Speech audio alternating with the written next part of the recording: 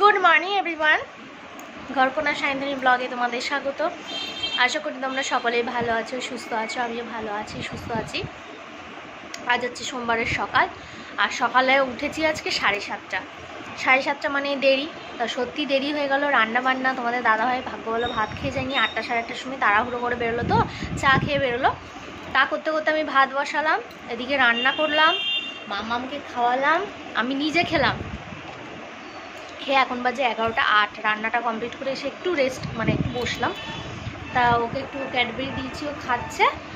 আর এবার কাজকর্মগুলো আমি শুরু করব। চতুর্দিকে অনেক কাজকর্ম আছে। দেখো আজকের ওয়েদারটা এরকম মেঘলা মেঘলা ওয়েদার, হালকা হালকা রোদ, হাওয়াও দিচ্ছে। বৃষ্টি তো হবে বলছে, কিন্তু কবে কখন হবে ভগবানই জানে। হাওয়া দিচ্ছে তবে ভালো, রোদটা কম আর হাওয়া দিচ্ছে বলে গরমটাও কম লাগছে, বেশ ভালো লাগছে আজকে। দেখেছো, মাথা আঁচড়ানোর পর্যন্ত টাইম পাইনি সকাল থেকে।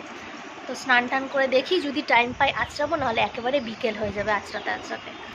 কী অবস্থা সংসারে তোমরাই ভাবো। মানে আমি আগে এরকম অবস্থায় ছিলাম না। বিয়ের আগে মানুষ এক থাকে, বিয়ের পর আর এক থাকে, আবার বাচ্চা হয়ে গেলে আর এক হয়ে যায়। পুরো খেপিই হয়ে গেছি আমি। তো চলো, আগে তো সংসার, বাচ্চা, তারপর নিজে।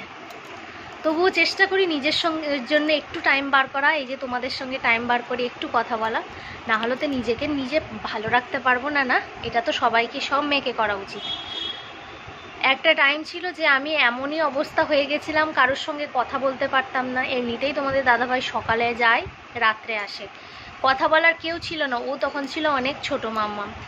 তা ও তো তখন কথাও বলতে জানতো না। এখন তো তাও কি সুন্দর কথা বলে, ওর সঙ্গে গল্প করি, এইভাবে টাইম কেটে যায় আমার। এমনকি এবার থেকে শুরু করলাম ফেসবুক, মানে এই ইউটিউব শুরু করলাম। তারপর থেকে তোমাদের সঙ্গে এই গল্প করা, কথা বলা, এইসব করার পর থেকে আমার মনটা আস্তে আস্তে চেঞ্জ হলো, একটু ভালো হতে শুরু করলো। না হলে মানে আমি একটা, মনে হচ্ছে যে আমি মানসিক পেশেন্টের মতো অবস্থা হয়ে গেছিলো আমার। কিচ্ছু ভালো লাগতো না, খেতে পারতাম না, এরকম লাগতো। মানুষের মধ্যে অনেক কষ্ট জমা থাকলে যে হয় সেটা বের করতে পারে না, সেই অবস্থা হলে যা হয় আর কি। তো সেইগুলো তো আর কাউকে বলতে পারতাম না, ওই জন্য ওরকম হয়ে গেছিলাম তখন। তো আজকে তোমাদের মানে অনেক কথা তোমাদেরকে শেয়ার করতে পারি, নিজেকে একটু সময় দেওয়ার চেষ্টা করেছি, এটাতে অনেকটা আমি ভালো থাকি। তো চলো, আজকের ব্লগটা দেখতে থাকো, সঙ্গে থেকো, আর অবশ্যই সাবস্ক্রাইব করবে, আমাকে সাপোর্ট করবে। তো চলো, দেখতে থাকো।